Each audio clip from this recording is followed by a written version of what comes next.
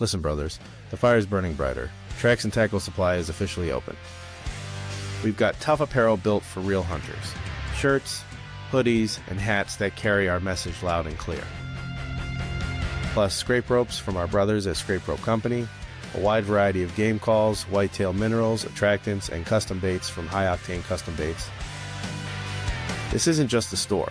It's the next step in our hunting family. Every purchase goes straight back into the Tracks and Tackle podcast. Keeping the stories real, the traditions alive, and the campfire burning for the next generation.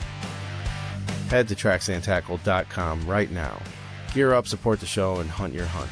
Nature is our playground. Let's get after it. I think those cases like the Punxsutawney where they were like, oh, well, the game wardens are out for us. I think those types of situations is probably like a small percentage. I would appreciate, that if you're doing the right things, that the game wardens do their jobs and they come up and they ask you and make sure you have your license and, make sure that you're not baiting. I think everyone thinks that the deer belong to them. Deer don't belong to anybody.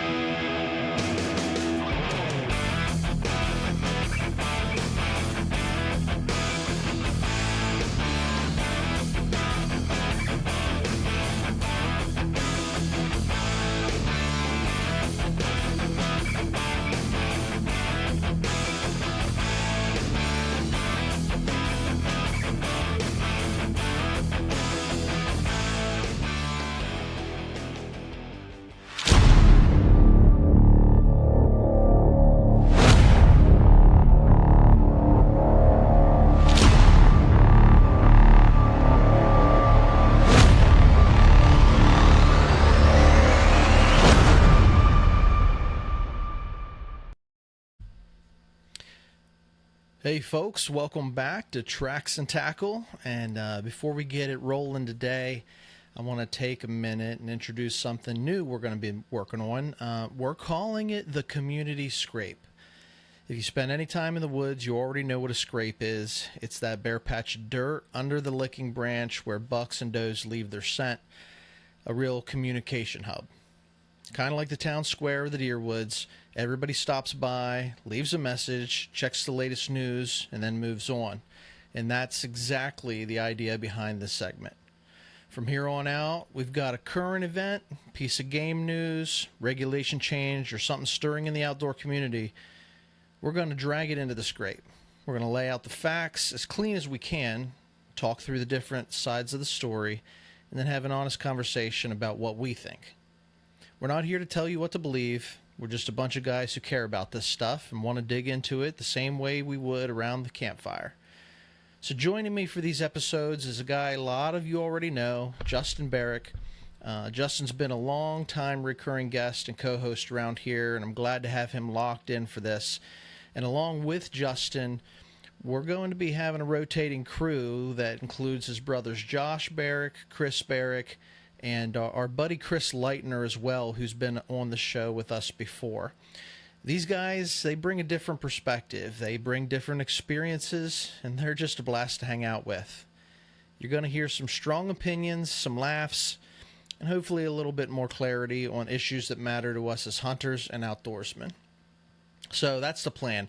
The Community Scrape is open for business. We're going to keep it real, we're going to keep it respectful, and we're going to keep the conversations going. All right, let's get into it. Hey, hunting family, what's going on? I got a good one for you tonight. We got a full house, and we're going to do a little something different. We're going to start a new segment we're calling the Community Scrape.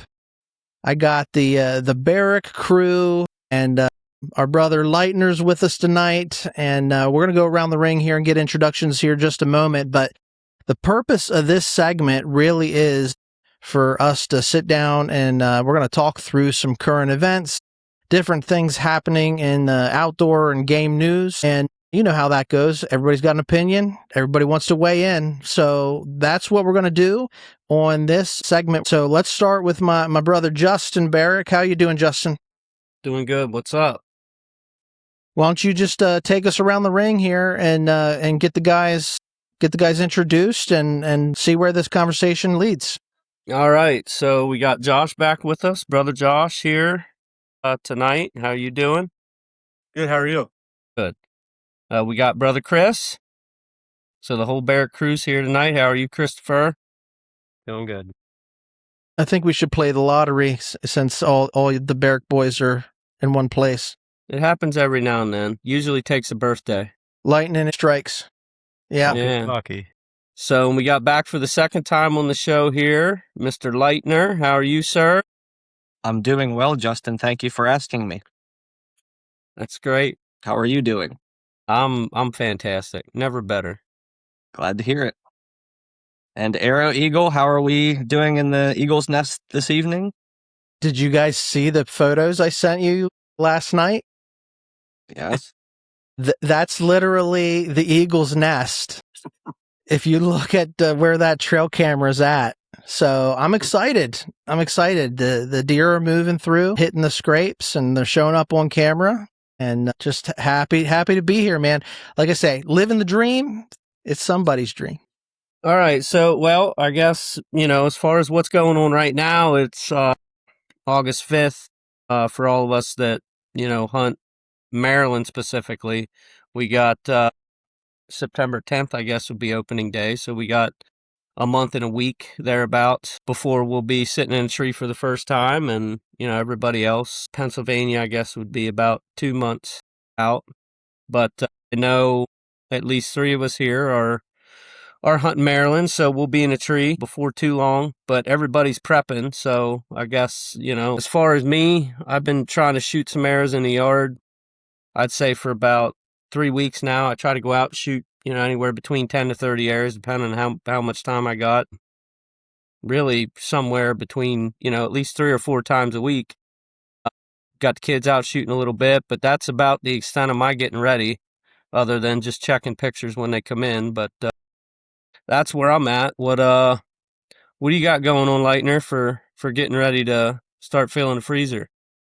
Things I've got ready. I've dropped my bow off at a local bow and archery store to have them restring it for the season. There's a couple good pros that work there that I know. So getting that tuned in.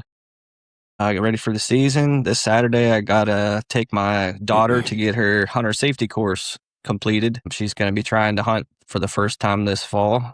So she's of the age where she can't be the mentor to youth anymore. We got to go through the hunter safety course. So that's coming up. And then just kind of getting the mind into it. Coming back from vacation last week, it kind of started to feel like, okay, summer's coming to an end. Gears are switching. Starting to think a little bit more about fall and fall activities. So looking forward to all that. Yeah. I got Addie going in 2 weekends, taking her to Gettysburg for the hunter safety course. That was sort of snuck up on me, I guess, a little bit. Once they're 12, you can't, or you got to have it. Now, we got one in the group that has a boy that's 10, and the plan was for him to go, come along with Addie and take it, but you can't take it till you're 11, which that probably could be a topic someday. Yeah, you got to be 11. So yeah, I thought that was a little weird.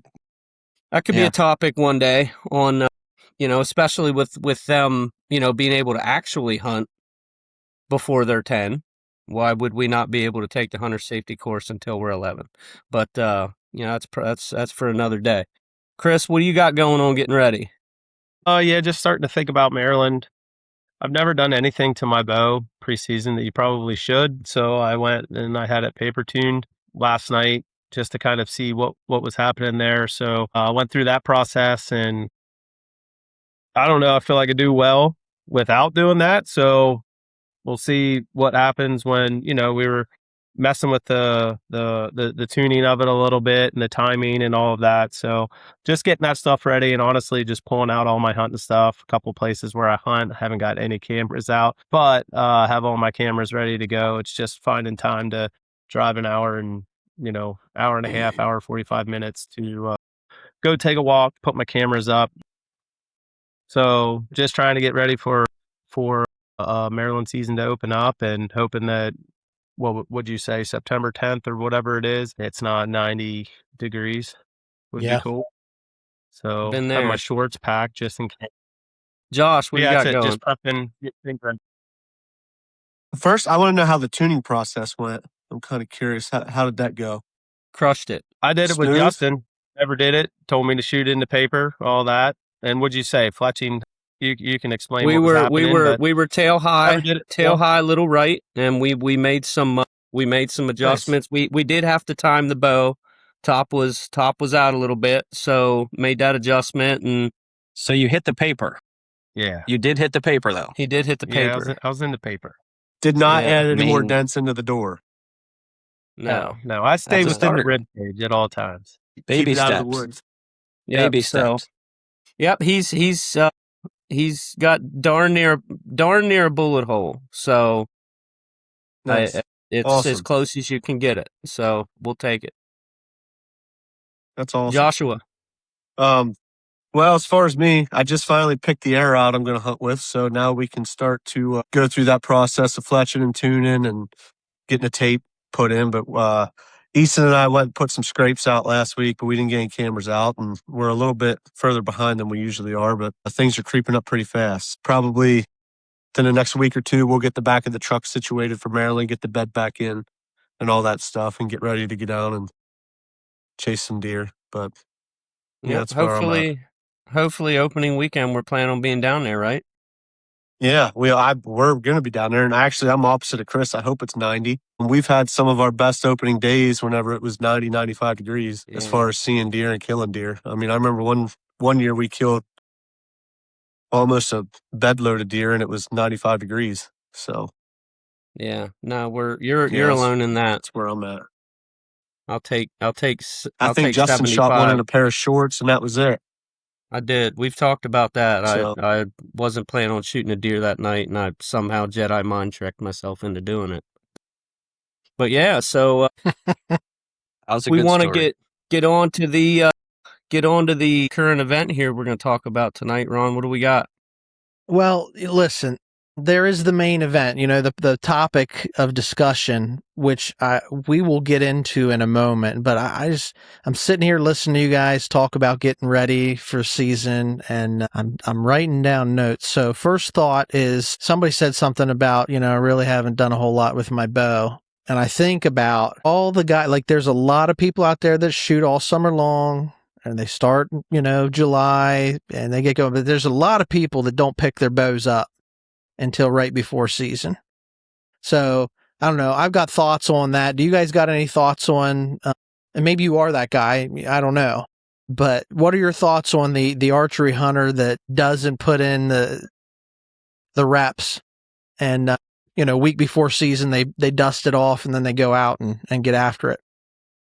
I'm working at a bow shop. I'm going to sit this one out. Yeah. So I was going to say. like these guys are picking their arrows out before they start shooting their bows in. So they're a little different than I am. we might have lost him. I'll sit this one out working at a bow shop. Just seeing it from behind the desk is one thing. So Yeah, I think if you're in that group that you literally don't shoot your bow and you pick it up the day or two before season and you shoot a handful of arrows in your target, and you're probably in the pie plate club at that point, where if you're hitting a pie plate, you say it's good for deer, you're just setting yourself up for failure. And I think you owe it to the quarry to do more than that to get ready. But I guess that's your problem then, because you're probably not going to have a lot of great success. It can be done, but you're only hurting yourself. Something that somebody else, was saying, and I can relate to this, is finding time, just like I got to find time. It might have been you, Chris, got to get the cameras out, like they're ready, but finding the time to make the drive and take the hike and do, the stuff that needs to be done. It's tough, life's busy. So, anyway, I was thinking about that. I could talk about the hunter safety course stuff too. I think that probably could be a topic for another time, but I wanted to, Josh, you said you picked your arrow out. You pick out your arrow that you're going to hunt with. Cause I do that with my bullet, right? Yep. Same concept. Yeah. So do you sleep with it? No, I don't. I do lounge around with it every now and then. I'll sit it on the couch and we'll watch some hunting shows and I'll let it see what it's supposed to do. Show it some hunting videos. Yeah, show it this is the way it's to be done the right way. All right, well take it to bed, man. I got some videos of Justin shooting, and I let it watch them so it knows exactly what it's supposed to do. Right on. Funny thing about picking arrows out is I bought my youngest son Everett arrows at Keck's one night. We went over and we shot. Uh-huh. And he had shot like 2 or 3 rounds of 4 arrows. And we were walking back to our bows, and he said, "Dad," he said, "we got to go over and talk to the guy over there. I think you got me bad arrows." And I looked at him like, "What do you mean?" He said, "Well, I think they're bent because they're not hitting where I'm aiming." So I thought that was pretty Yep. funny. Apple don't It's always fall far from important the to pick out tree. straight arrows. Yeah, Yeah. he's an old hunter at heart, man, because always can blame the equipment, right? Probably heard it from Uncle Justin. Learned He didn't behavior. hear that from me. Uncle Justin's got the same arrows he's been shooting for, I mean, there might have been 2 years out of the last probably 12 to 15 that I wasn't shooting the same thing I'm shooting now. You got different levels of hunters. You got the guys that, the diehards are going to pick their stuff up and use it beforehand. Like you're probably going to get your bow out and shoot. Now, if you live in town, and it's not, you can just walk right out and fling a quiver of arrows, in a 10-minute situation. It's a different deal. Like some people have to work harder to make that happen. I step out of the living room and 75 yards from the target, and I may only shoot 5 arrows that night, but that's where I'm going to shoot from, just because if I can hold that decent, then I know at 20, I was on solid. You got people everywhere in between. You got guys that are really into it, and they spend all summer sweating what arrow they're going to shoot and this and that. And I mean, that's, you can do that. Some people have fun tinkering and play around with stuff like that. It don't have to probably go that far, but the guys that's what they like to do. So that's how they're going to do it. So, but yeah, I don't like to change a lot of things. Just, I like to tinker a little bit, but I don't get too hectic into it.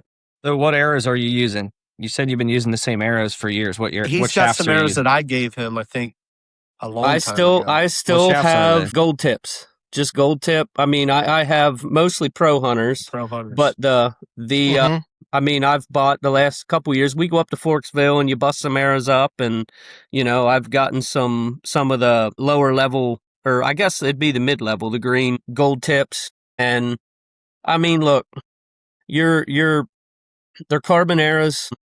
You shoot a deer behind the shoulder and they go to take off running, they're going to snap like anything else. But I mean, they've always shot real well for me. I mean, they give you everything an arrow needs to give you. So I'm gonna keep rolling them. I've used full metal jackets a couple years, but the gold tips, they're no reason for me to look anywhere else.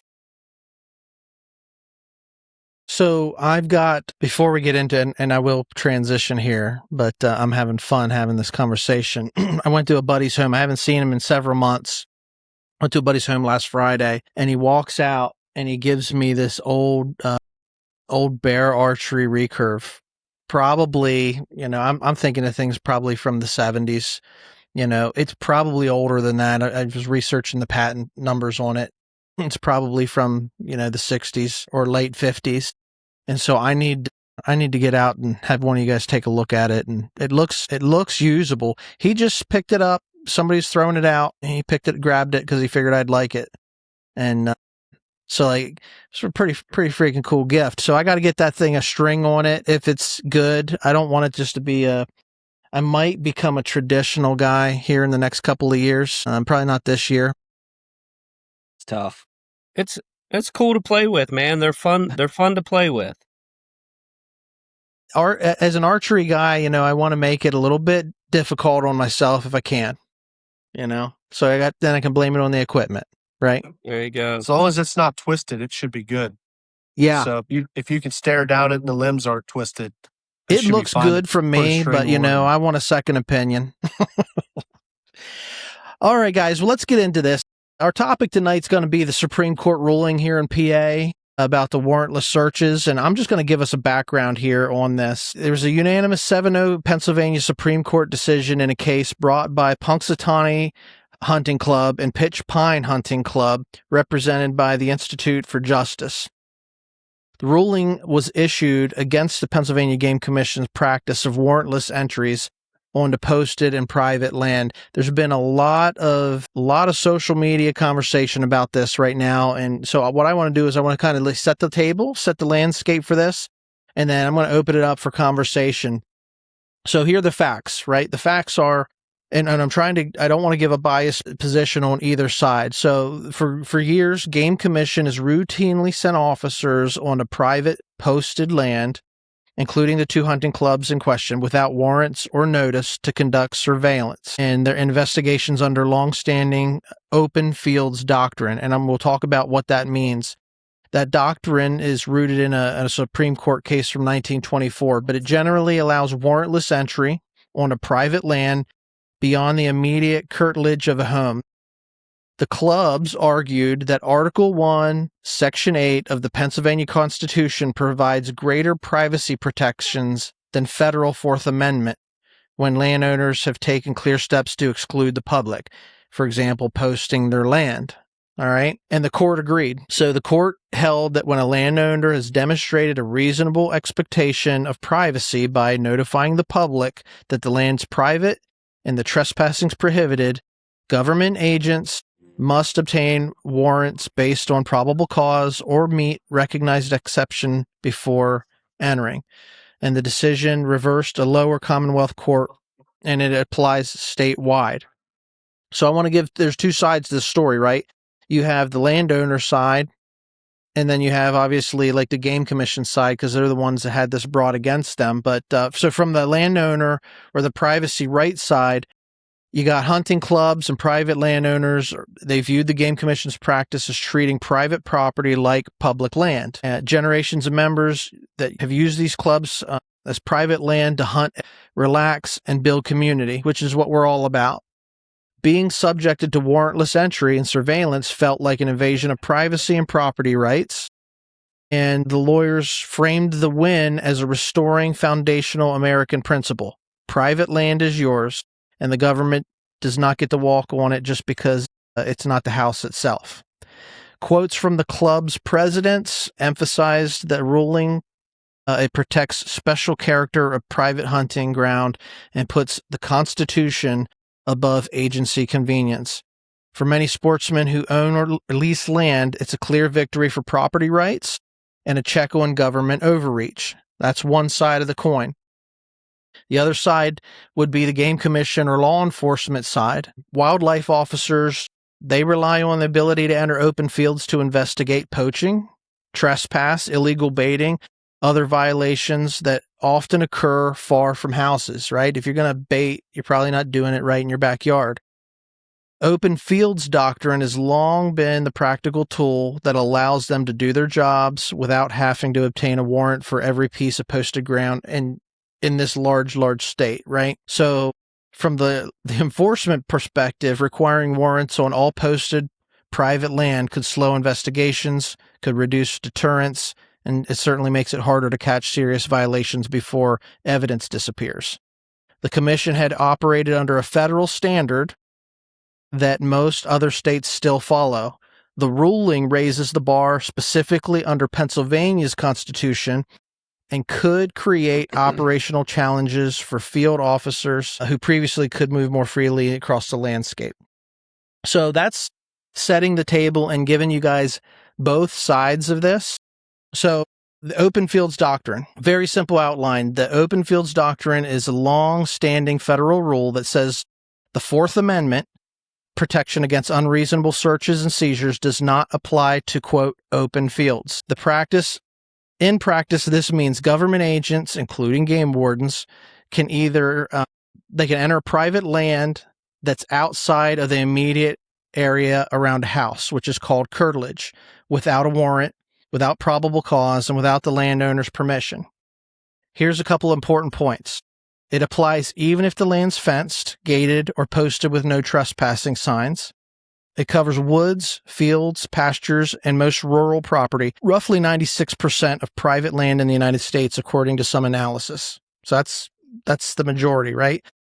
The only area that remains clearly protected under the Fourth Amendment is the home itself and the small zone of curtilage immediately surrounding it, meaning yards, driveways, and areas closely associated with the home. This is where it started. In 1924, it was a case, Hester versus the United States. The doctrine was established by the U.S. Supreme Court. It was during Prohibition, federal revenue agents approached a private farm in South Carolina without a warrant. They saw Charlie Hester and another man outside near a house. When the agents approached, Hester ran across an open field, tossed a jug, and when the agents recovered the containers, they found it had moonshine in it, and Hester was convicted of concealing distilled spirits.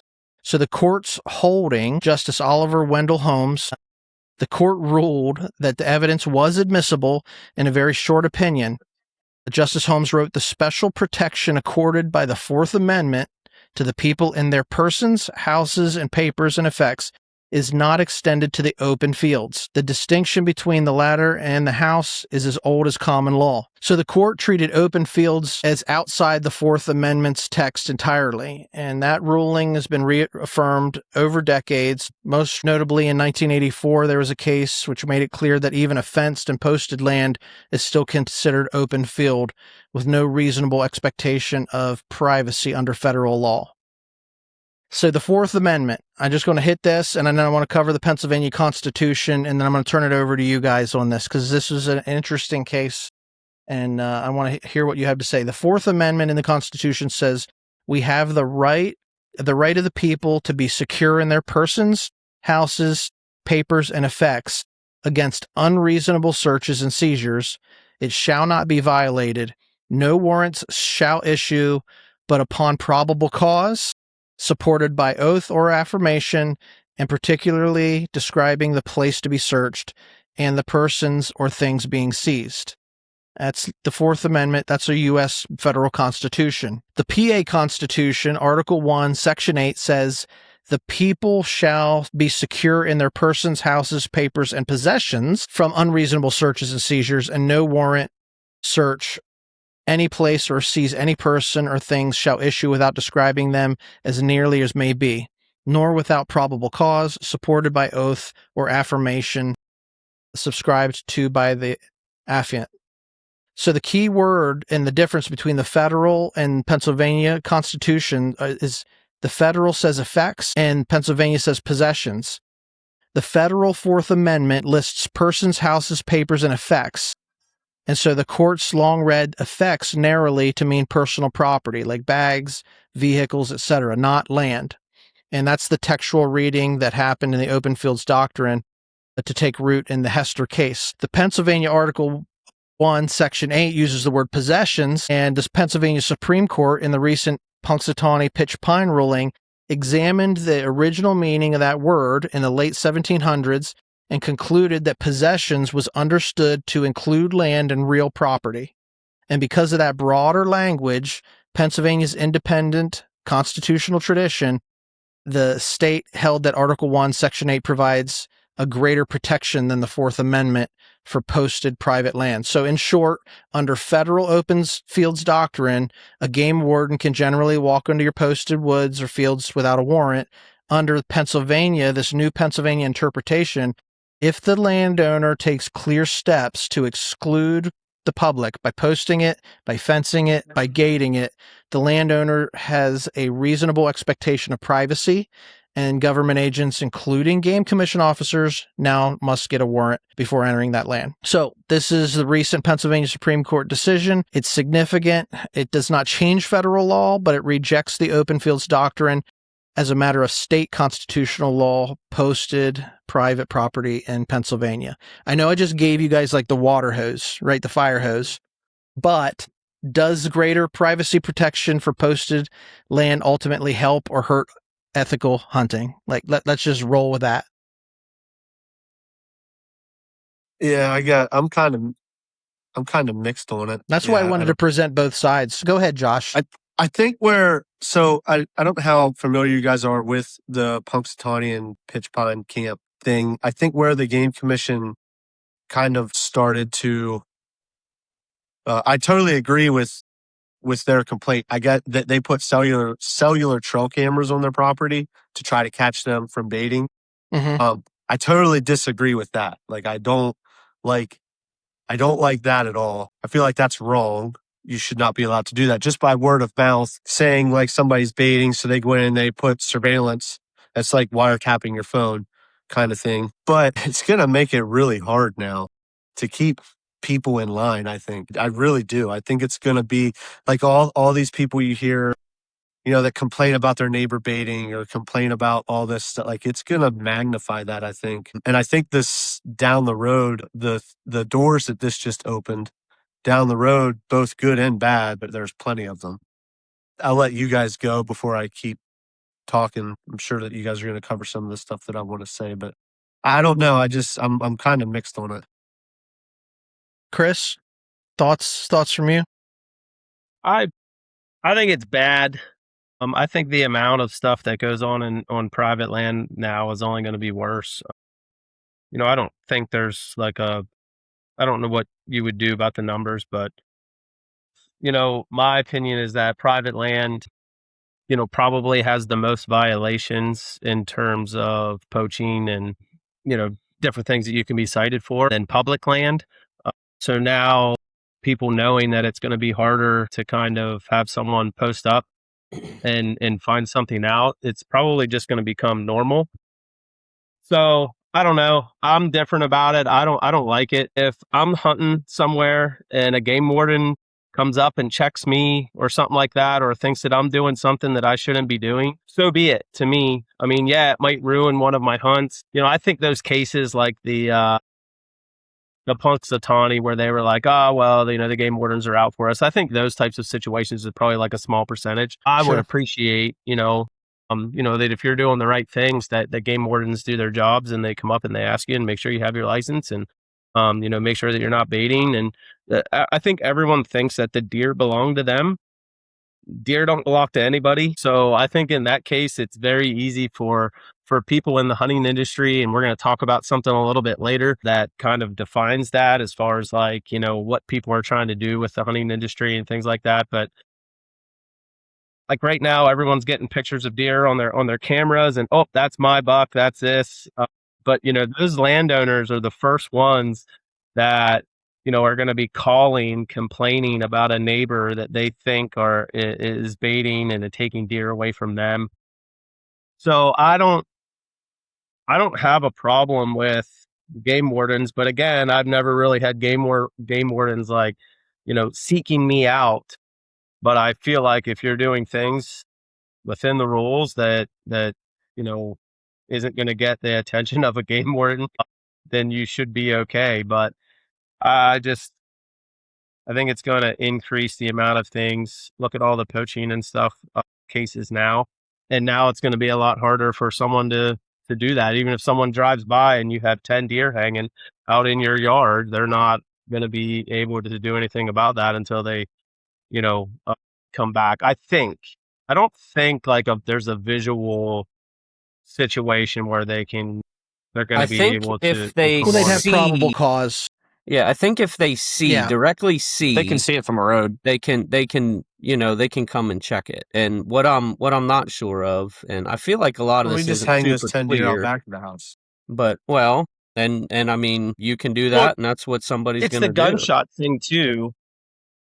If it's a half hour after sunset or whatever, and shooting hours are done, and you hear a couple gunshots, in an open field, that's a situation where I don't think, you'd be able to do anything about. But I think it's bad. I'm not going to say I disagree with. Yeah. So I'm not all for or all against any of it, but I'm leaning more towards I like it.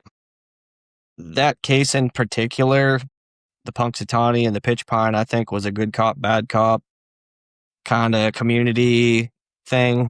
And that to me isn't even I get each side of it. Maybe, I don't know. I wasn't involved and I don't know what all goes on behind the scenes between the club and that particular officer or the region, whatever. But I don't really think, in my opinion, it's going to change a lot.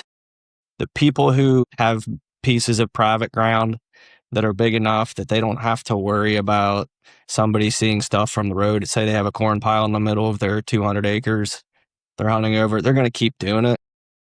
I don't think it was very often where a random game commission officer is just going to decide to walk on somebody's ground without being tipped pretty heavily in order to at least looking that way. And now they're just going to have to work a little bit harder. And it's not like they can't go on that property ever.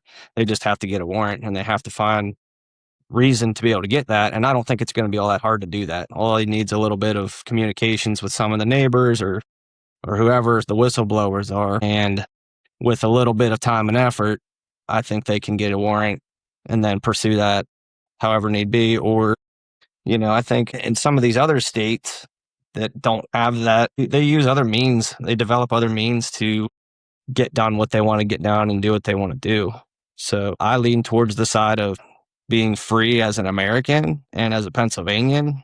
So I don't want to have to worry about somebody coming on my property. It's I think that is a little overstep in the game commission's resume. But so I don't see it changing much as the whole. The game commission is just trying to do the best that they can, protecting the wildlife in the game that we pursue. So when you start getting into private cases of chasing people down, I don't know, I feel like it takes away from some of the other things that they maybe should be working on. But if you have a major poaching case and they're killing hundreds of deer or doing something major, I think you're going to still get that handled with warrants and with, the law in itself, just as we always would. So that's sort of my basic on it. How about you, Justin? So I think, and I've got a little bit of a unique perspective on this because I got a buddy that was the head game warden, a family member actually, that was the head game warden in Western Maryland, and and then kind of moved into the office and oversaw the whole thing till he retired. And so I've spent 15 years now plus listening to his stories, and it's very intriguing to me, the stories and from decades of being a game warden or a conservation officer, they call them. And I mean, a lot of those stories were, well, we knew this guy was baiting because, for whatever reason, we just, knew he probably was baiting. He was killing a turkey the first 10 minutes of every opening day, or he was, anytime he had a bear tag, they draw bear tags, but, you kill them right away and you bring them in to check them. Like, there's probably something going on. And then, they had reasonable cause, and they would go in and find, okay, yep, this guy is doing this. And then, you go in and pop them. I want poachers to get popped for poaching. I follow the laws. And it isn't one of those things, well, if I can't do it, you can't do it. I just have a tremendous respect for the resource as well. I'm 100% fine with people being successful. I want it to happen. I want people to be successful when they go out there. But, I feel like I want it to be done within the law. And a game warden being able to do this is a tool. And just like any tool, when it's used properly, it's a very good thing. When used improperly, it can be a bad weapon. And it really is so hard to find a lot of information on this. And most of the information seems like it's from the Justice Department or whatever law firm was, representing. Yeah. And they're not they care nothing about hunting. They're a private rights advocate group. And so the private land deal is why they're representing it. And, everything you seem to find is kind of from them. And clearly throughout this, the article, you can tell it's slanted, their way. It's hard to find from the Game Commission side of things, I did look at kind of the case information and the pitch pine, Punxsutawney. I believe it was the pitch pine group like this, this warden was just constantly going there. They have, or I guess it was Punxsutawney, had 80 members. And he basically, he would just be randomly wandering around their property.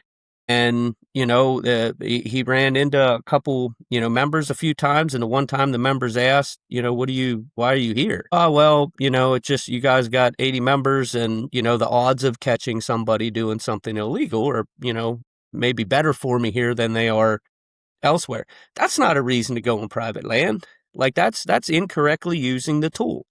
If you feel like you've got reason to believe, yes, there is something going on, I want you to use that tool. Somebody comes onto my land, I'm in a tree stand, and they wreck my hunt. Yeah, it's going to be a bummer. But if it's for, the best of protecting the resource, that's their job. It's what I want them to do. And I'm not going to be giving them reasons to come on. So if they come on one time, they're probably not coming back. Now, if somebody like this guy just keeps showing up, I agree 100%. Like, that's the downfall to the whole thing, is I don't think that the tool was the problem. It shouldn't be that game wardens shouldn't be allowed to go onto private property. It's that dude shouldn't have been a game warden. There's that situation. He's incorrectly he's being lazy. He's not trying to bust somebody doing something. He's just sitting. He's going in there hoping somebody's doing something wrong, and that's not what it's about. So for me, I don't, yes, the wardens can still get warrants. Absolutely. They can still do their job. And the game commission has said, we don't agree with the decision, but we're confident that our wardens will do what they need to do within, what's been decided to do their jobs. And that's what we all want them to do. People who have private land and who are harassed by a lazy game warden have every right to probably be like, yep, okay. But people that are jumping up and down screaming yay for this and they've never been bothered, to me, I'd like for them to fly a drone over your place, because it seems maybe like you're more excited than you should be. So, I mean, it's a tough thing. And Leitner's right. The game wardens are going to find a way. They got to find a way. That's their job, within the laws, and they'll do that. Yeah. So another thing that I wanted to say was, I have a real good friend that they used to own a lot of property, and like his dad used to always say that he was never able to enjoy his property because he was always kicking people off of it. It was a constant thing. So in terms of like setting a precedent of saying like, hey, no one, well, trespassing is in that too, if I'm not mistaken. So if I own a bunch of private land and there's people trespassing on my ground, or shooting a deer and then scooting off, or a turkey, or whatever the case is, that's under that same law that says, well, right, they're still going to have to, go through the steps with just like any other game violation. So, I think it's interesting to see how it will all work out. But, I think some people that might think it's awesome because now the law can't, do what the law is supposed to do, may come back and, uniquely screw up a situation where they may not be happy about. So, trespassing's in that too. Justin did. I wrote 2 bulletin points down for this topic tonight, and Justin just said one of them. And it's like a question to you guys. He said drones. Using a drone is like, an undisturbing way to search a property. Like you can fly a drone over a property, and there is no because and it brings me back to a video I seen on Facebook back in last deer season. I'm sure everybody that has Facebook seen it. I'm pretty sure it was a Pennsylvania club where there was a game warden that seen a hunter in a blind from the road. He didn't have orange on. The blind wasn't marked with orange. So he proceeded to go check the hunter. Well, here it was 4 people that leased this ground from a landowner. The landowner come down. It was like a whole ordeal. The game wardens were just getting ripped up and down for essentially doing their job. Like they were driving down the road. They seen an occupied blind that wasn't marked in orange. Hunter didn't have orange. They had every right to go do everything they did. So my thing is drone. Like, what about drones? What do you guys think of drones? Like, if you use a drone to check, because they went from there and then they checked the whole property. That was like their door opening of being able to go in there. That was their probable cause. So they went and started checking all the blinds they knew of that were on the property. To my knowledge, the drone thing is still illegal to use from the game commission's point of view. It's the same as putting a trail camera. Well, I know. So, but yeah, my thing is, would that not be a happy medium? You think they should be allowed? Is that what you're saying? Well, would that not be a happy medium? Like I'm trying to figure out a way that the game commission can kind of because what if there is an area that is extremely difficult for them to get a warrant? Like you could think of like Pittsburgh or Philadelphia or somewhere where there's like a high rate of different types of crime, and the judge or whoever's just like, I don't really care about this, get it off my desk, kind of thing. You know what I mean? Yeah. So, a couple of thoughts on this, and I appreciate what everybody had to share and your thoughts on this. I wrote down aerial surveillance too, Josh, because it is a workaround. I don't know how I want to approach my take on this, because we're increasingly, with technology and everything, we're living in a surveillance state, whether we want to or not. Okay. There will find a way to continue to surveil, and they'll find a way to do it within the boundaries of what the law states. The laws are on the books to benefit the people. And look, I'm actually pro game commission. I'm not anti game warden. I think that they have a job to do. Most people that go out and do that for a living, are passionate about the outdoors. They want to make a difference. They play a big role in conservation. But I'm a little bit leaning towards, lightener side on this from a person, American citizen, or as a Pennsylvanian.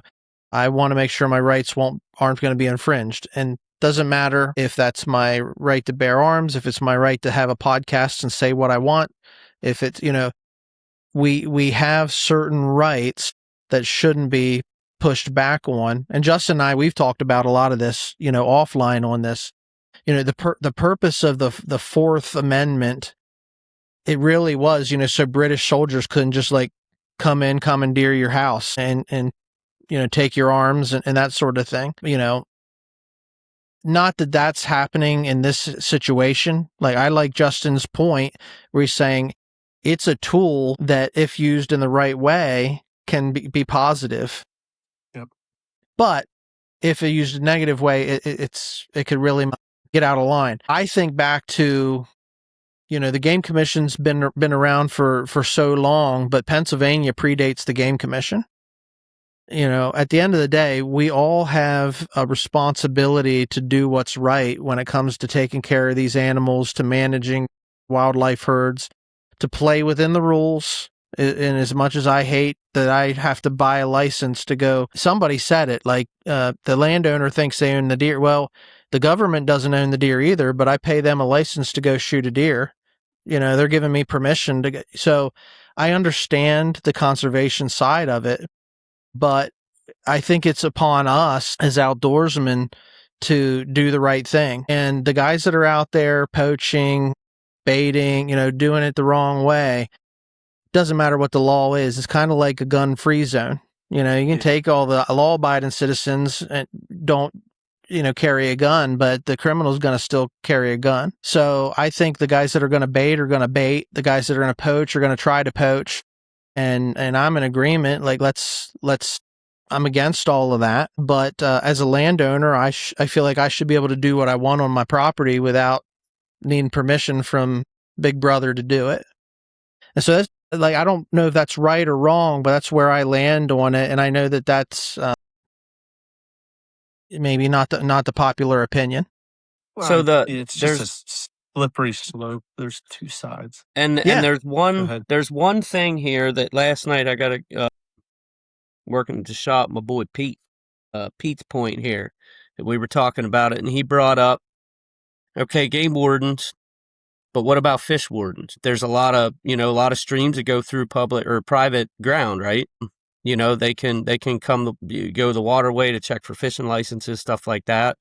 How does it affect their ability to do their job first day of trout season, whatever, to make sure that people have their licenses and trout stamps, and how does it Is it affect public their waters? ability? So Is it public waters? that's the thing. I guess the other thing is too, the way it's noted, if you are like private landowners, I believe, and you may have said it and I didn't catch it, but from what I've seen, the private landowners, if they want to keep the wardens out, they have to post it. They have to, they have to show that I don't want just anybody here. So if somebody has to is have a defined line that they can't cross. If they're letting people come on fishing, then most likely my interpretation would be that you're not necessarily trying to keep the public out because you're letting. But it does raise the question: how does that, how does it affect their? And it isn't like somebody trout fishing without a license. Yeah. That's not akin. That's somebody fishing without a trout license isn't akin to somebody trying to poach a buck. But it's still a job that they got to do. Yeah, To the me, law's even the law. yeah, to me, even that's a little different because most of what you're dealing with is state waters in some capacity that we're paying. Part of the paying is them patrolling and managing that, and we're paying for them to stock it with fish that they raise on our dollar and their dollar. If you have a private farm pond that nobody has anything to do with other than you've had that on your farm for 100 years and you want to go back there and catch 10 bass outside of season and you want to keep them, I don't see that being a problem because that has nothing to do with any commissions. That's a whole other thing. I'm talking, I guess, like this state land going through private. Yeah, public versus private, and that's the exact when Justin and I were talking about this, that's the exact thing that I brought up. The old farmer that has his own pond. So I don't know, guys. I think that certainly it's making some waves. I think the Game Commission will still find a way to do their job. It might be a little bit more difficult if they need to get the warrant, but I think that through good communication they can obtain those things. I think that the guys that are not on the up and up and are doing it the wrong way are going to do it the wrong way regardless of what the law says. That's just the way the world works. I guess the question would be, is this a model that other states should follow? Because there's a lot of other states, they're functional in that open fields doctrine. That kind of ties into my other bulletin point, which doesn't affect us whatsoever. But what do you three think this will do with corner crossing out west? Do you guys know what corner crossing is? Mm-hmm. Yeah, we do, but explain it for anybody that's listening that doesn't know. Well, so there are like 10 states that have this. I'm not sure what they all even are. I don't know what Western states are part of it. But so like corner crossing is where properties come together and it's like this. And you should be able to step from one property to get onto a piece of state ground or another property you can be on. But there's something within the law right now that doesn't allow corner crossing, and most people are saying that you have to go through the airspace of their ground to get to the other ground. So, and that's one thing, like I was an arborist. So about properties, like technically you are ground to sky. So your property does not end on the ground, where the line is on a map. Like you are from that point straight up to whatever, I don't know how many like a thousand plumb feet line. it is. Yeah. So like if you have a tree that grows on your neighbor's property and there's only 6 inches of it and then the rest of it's on your property, you can cut whatever's on your property down or vice versa. So like when that thing is like to step on from this property to this property, you have to go through that airspace of this guy and he may not want anybody on their property. So it's like a big mess. So how do you think it's going to, how do you think that this ruling could come into play there, Josh? I think it opens up some arguments to certain things. I definitely think that opens up the door to be able to do it. Yeah. Which, I don't know. Maybe I contradict myself, but I think that people should be able to do it. So even though private property is private property, look, I want to land the plane here, but I grew up in the apple orchards of Adams County. And, as good old boys, we wanted to go fish those ponds in the apple and peach orchards and hang out. And, that's where us and our friends, we went out. And so like, we didn't own that land, a farmer owned that land. And there were kids that would go out and trash those places, and it would ruin it for kids like us that just wanted to go out, have a good time, So my approach to life has always been leave it better than you found it. Don't leave your trash laying around. Don't leave a trail. Nobody needs to know that I was even there, and respect the property that belongs to somebody else. So I think that if we're good stewards of the buck tags we have, the turkey tags we have, whatever the thing is that we've been given to steward, if we handle that the right way, I don't have anybody that has that type of an attitude. I don't have an issue with anybody like that crossing my property, even though it's my property. And so part of it's relational too. Like if you don't know people, you got to earn trust and build trust. But I don't know. It's a great topic, and we could sit here and we could really dive into it. But guys, certainly appreciate everybody's opinion on this. I don't think there's a right or wrong answer, but when this stuff hits the news, this is kind of a big story, and wanted to spend a little bit of time weighing in on it. And I'm glad we didn't all agree, because that would make for a boring conversation too. Exactly. You This gotta is have some federal. opposition. This is federal. Yeah. Well, let's go around the ring real quick, guys. Final word. I'll start. I have one final word on it. Go ahead, Chris. We're all chasing the same resource that we have, available to us to go and hunt. And a lot of us are in situations where we want our kids to be able to also enjoy that resource in a world where, it's sometimes that's the only place we get our positive interactions with things. So, I'm all about protecting that. I want to make sure that people that aren't doing the right things, there's an avenue for that to get corrected. Mm-hmm. So, do the right thing, follow the rules. Like there's rules out there that help keep that resource strong. So, if you're following the rules, doing the things that you should be doing, and teaching that beneath you, then we should be in a good spot. Right on. Lightner? I'll keep it simple. Let's go out there and let's have fun. Let's not be stupid and follow the rules, and everybody can, be happy on Christmas morning. And then I think this is a great opportunity for the Game Commission to develop better, closer relationships within the community, to get to know everybody. And then you're within the community, you hear what's going on, you know what's going on, you know people, instead of trying to trap them in something. I think you're going to make out better that way. So it's a great opportunity for them. I'll leave it at that. Yeah, it's a public perception thing, and if you can win the public perception, that'll do wonders for you. Josh?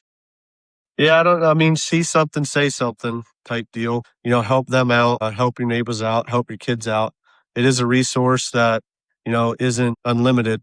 So, we got to take care of it, and we want it here for generations to come. So. Right on. Yep, the things we love to go out there and chase. I mean, they have to matter to us more than the success of getting them, and that's that. And I think Chris is, Leitner's on to something here. This is a good opportunity for, the Game Commission to, we should get along better, or we should try, and there are bad eggs out there on both sides, So I want to believe that the Game Commission is everyone is for the resource, as they should be, and I do believe they are. There are some that it seems like they're happy to make a quick, easy pinch that doesn't really amount to anything for the resource, and that's a bummer. But there's also people out there that kind of, if we're better as hunters, it gives less opportunity there too. So it probably doesn't affect any of us more than we think it is, but it's definitely an interesting deal, and we'll see what happens. They'll find a way, Adapt and overcome. It doesn't matter if you're on the protagonist side of the story or the antagonist side of the story. Both sides will adjust, and life continues to move forward. The story goes on. So, guys, this has been a lot of fun. I appreciate this sort of pilot episode of the Community Scrape. Hopefully it's been fun for you. If you're still listening, come on, man. Give us a like, give us a subscribe, tell a friend. We're going to do this on a regular. So check out Tracks and Tackle on socials. And remember, nature is our playground.